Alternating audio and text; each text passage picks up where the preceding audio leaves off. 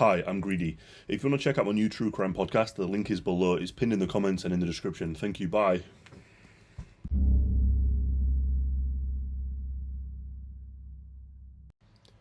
This case takes place in the USA in the year 2024.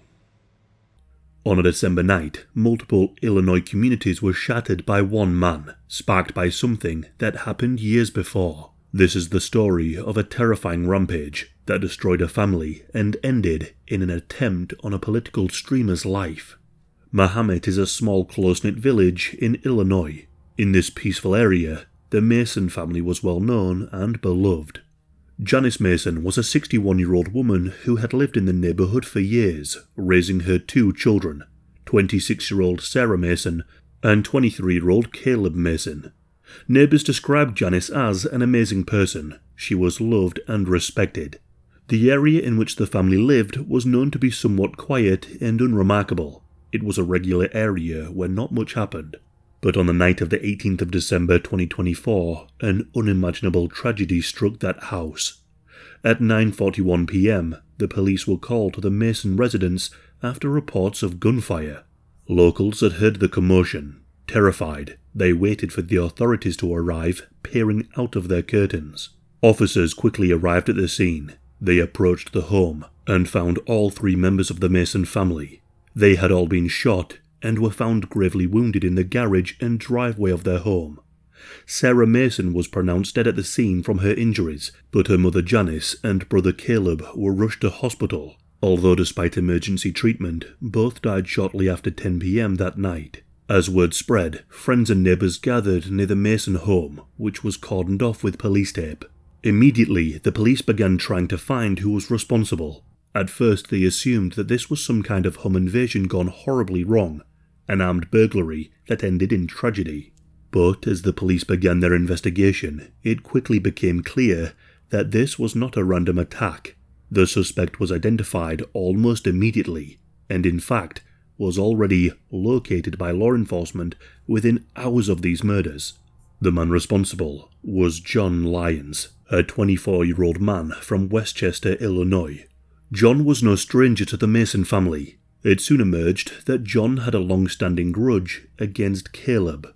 The two had been roommates in college in 2022, but their relationship ended in violence. In June of that year, John alleged that Caleb brutally beat and choked him during an argument, knocking John unconscious. Criminal charges were not filed against Caleb after the fight, a decision that left John furious. Feeling denied of justice, John took matters into his own hands by filing a civil lawsuit against Caleb for assault and battery, seeking $50,000 in damages. However, the legal battle just dragged on and on. John's parents later told the police that in 2022, their son became depressed and withdrawn following the attack. They grew worried about his well-being, and so he eventually moved back in with his parents, but he struggled to hold his life together, growing increasingly angry. By late 2024, John's troubles were mounting. He had recently quit his job and was also facing an unrelated criminal charge for a hit-and-run that he was involved in. In fact, John was scheduled to appear in court on the following morning of the 19th of December 2024 in relation to this hit-and-run case. Friends and family noticed John's downward spiral. His own father grew concerned enough to monitor his son's whereabouts on the day of these killings. On the 18th of December, John had lied to his parents about where he was going, and at some point during the day, they discovered that he had driven towards central Illinois, where the Mason family lived. Alarmed, John's parents contacted the police that evening when they realized that he wasn't coming home as he promised. But by then, it was too late. John had already killed Caleb along with his mother and his sister. John had arrived in that town in the afternoon on the 18th of December, intent on finding Caleb. According to police reports, John showed up at the Mason home 5 hours before the murders. At around late afternoon, he knocked on the door.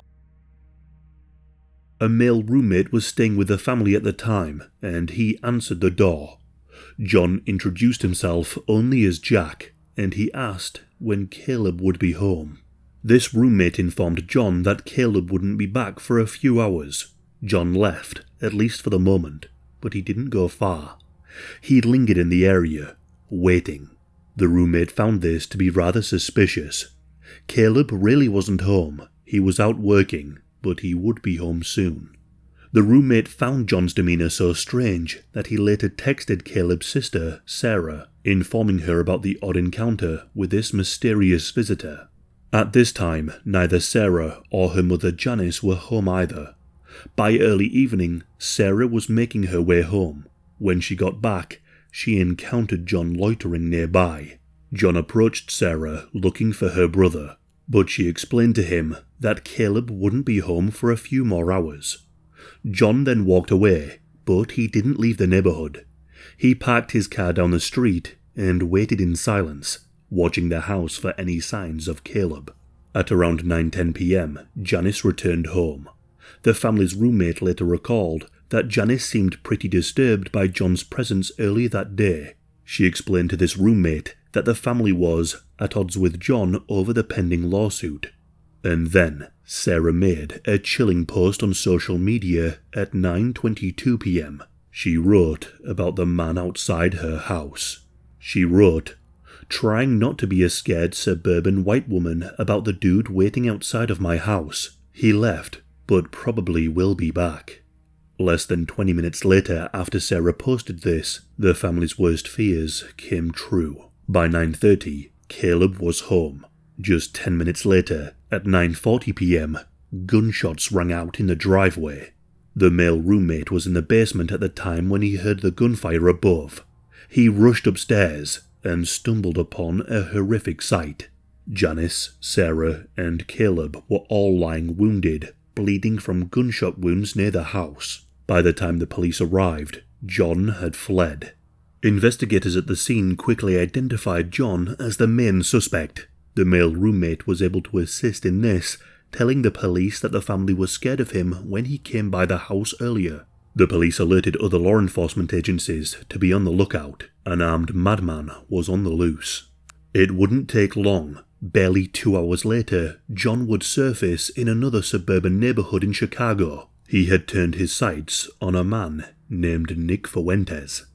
At around 11:30 p.m. on that very same night, John's car pulled up on a residential suburb of Chicago. He had driven roughly 150 miles north from the scene of the triple homicide. Here, in this suburb, lived Nicholas Fuentes, a 26-year-old political commentator and online streamer. Nick's address had just recently been leaked on social media in the wake of a controversial post he made. It appears John knew exactly who he was looking for. Some of you may be wondering, who is Nick Fuentes? Nick is somewhat of a notorious figure in online politics, banned on most platforms. In late 2022, he made headlines for attending a private dinner with Trump and Kanye West. And just weeks before John turned up at his home, Nick had posted a tweet following the 2024 election, in which he wrote, "Your body, my choice, forever." This tweet angered a great number of people, and in retaliation, his home address was doxed online. From this point onwards, Nick had endured harassment at his doorstep, including an incident where he was charged with pepper spraying a 57-year-old woman who came to his home to confront him. Hundreds of people ended up going to Nick's home to harass him, but eventually it did simmer down. He said for the most part it was relatively harmless, just people throwing eggs at his door and ringing his doorbell. But when John turned up, things were very different. When John arrived, Nick was in the middle of a live stream, when all of a sudden, his doorbell rang. Security footage later obtained by the police and shared publicly by Nick shows John on Nick's porch at around 11:30 p.m. He was wearing a white motorcycle helmet and dark clothing. In one hand, he held a pistol, and in the other was a self-reloading crossbow. The footage caught John trying the door handle and pounding on the door. He shouted, "You're Nick," as he attempted to gain entry round the back and the front of the property. Inside, Nick heard the commotion. Of course, he just assumed it was more people turning up to annoy him, but he was wrong. As he's live streaming, Nick reaches for his phone. He opens up the Ring camera app and takes a look just so he can see what's going on outside. It was at that moment that he saw John standing there with a gun. Upon seeing this, Nick ended the livestream, not telling his viewers what was going on. His producer then spoke with Nick and told him not to worry. He had called the police, and they were already outside and were dealing with the matter. Upon getting the call, multiple squad cars had raced to the scene. The officers responding saw John immediately at Nick's house. Upon seeing the police, John took off running before they could apprehend him. A foot chase then ensued through the streets. John was still wearing the motorcycle helmet as he ran through the yards and alleyways. As he was running, he dumped his backpack between some houses. Later investigators recovered this backpack and discovered it contained his crossbow and several flammable liquids.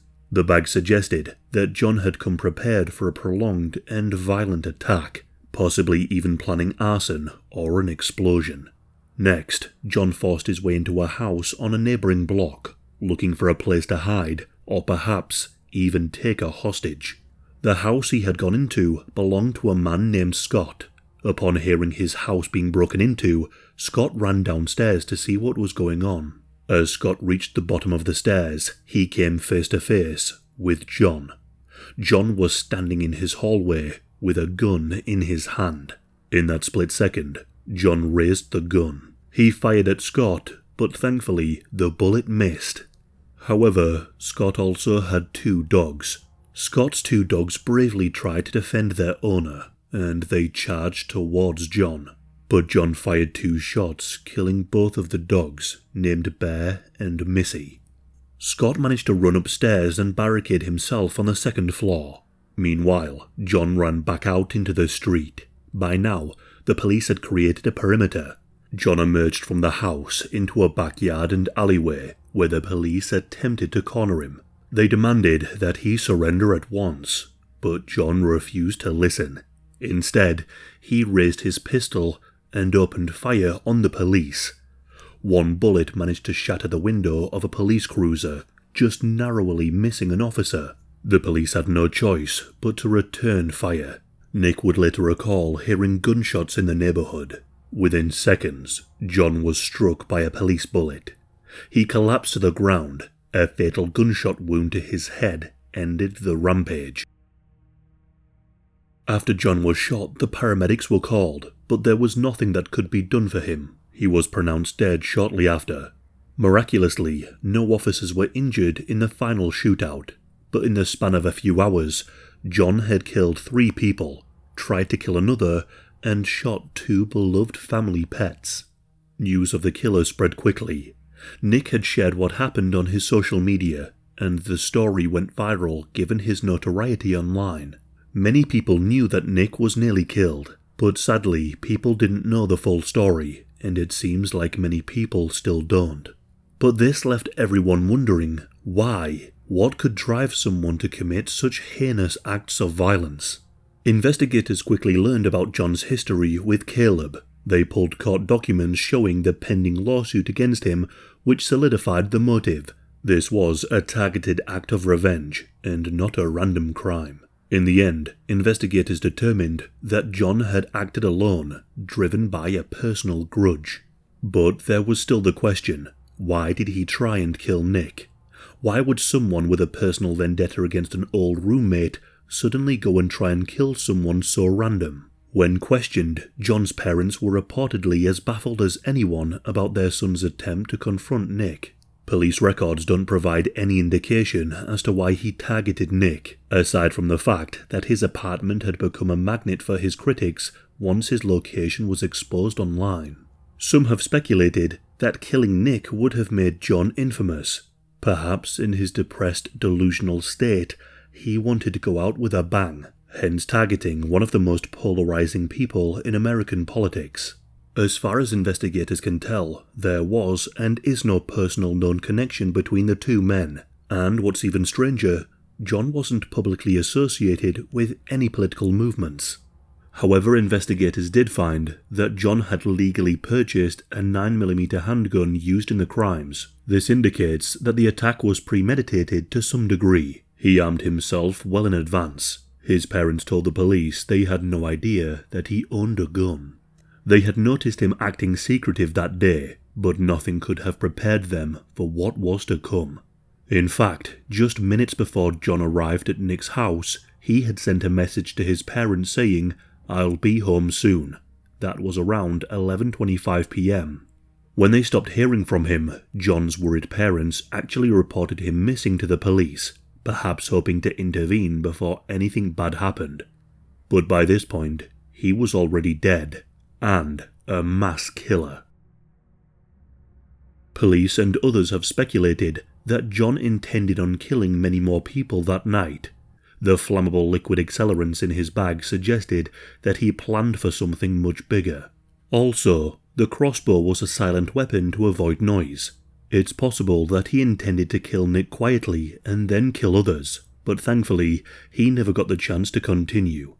Investigators also believe it's possible that he rang Nick's doorbell rather than shooting through the door because he wanted to confront him face to face, or even take him captive. Although these are just speculative details, it paints a picture of a man who had truly set out on a path of extreme violence. Following the attack, Nick publicly thanked God and the police for his survival. He shared the surveillance video clip of John on the porch and wrote, "An armed killer made an attempt on my life at my home. My home was recently doxed on this platform. I'm grateful to God that I am still alive today. While heartbreaking, it could have been so unimaginably worse. Doxing is not a game." Following the attack, Nick moved away from the area. He said he was willing to uproot his life and relocate, as according to him, it would be irresponsible to expect his neighbours with young families to share that burden of potential danger. Meanwhile, locals who lived near Nick expressed relief that no bystanders were killed in the shootout. Many didn't even know who Nick was until this incident. In the wake of the attack, many mourned the deaths of the Mason family. Sarah Mason, the 26-year-old daughter, had a close circle of friends who were devastated by her death. They described her as a witty, intelligent and caring individual. Caleb's best friend from high school, Bryson, remembered him as someone who was always there for you. The two had stayed close after graduating and had coffee just weeks before the tragedy. He later said in an interview, "I don't know how to process this. We were supposed to grow old together, and now he's gone. Just like that." A memorial was held for the family, with many locals gathering to mourn and show support. Neighbours described the loss of the Masons as heartbreaking and unfathomable. Several neighbours spoke of the kindness Janice had showed them throughout the years, especially as she had been active in the local church and various community events. At the same time, John's family was left in a state of shock and sorrow. His parents, who had tried to steer him away from trouble, were now faced with the reality that their son was now a mass killer. They thanked the officers who intervened. There was no defending what John had done. Because John was killed, there will be no trial. In a legal sense, the case is closed. Yet for those who knew the victims, questions linger about how a college argument led to a triple homicide. Some have pointed to mental health, John's depression, and his erratic behaviour. They are left wondering if more intervention and support after the 2022 fight could have prevented this from happening. We will never fully know just why John did what he did. All of those answers died with him.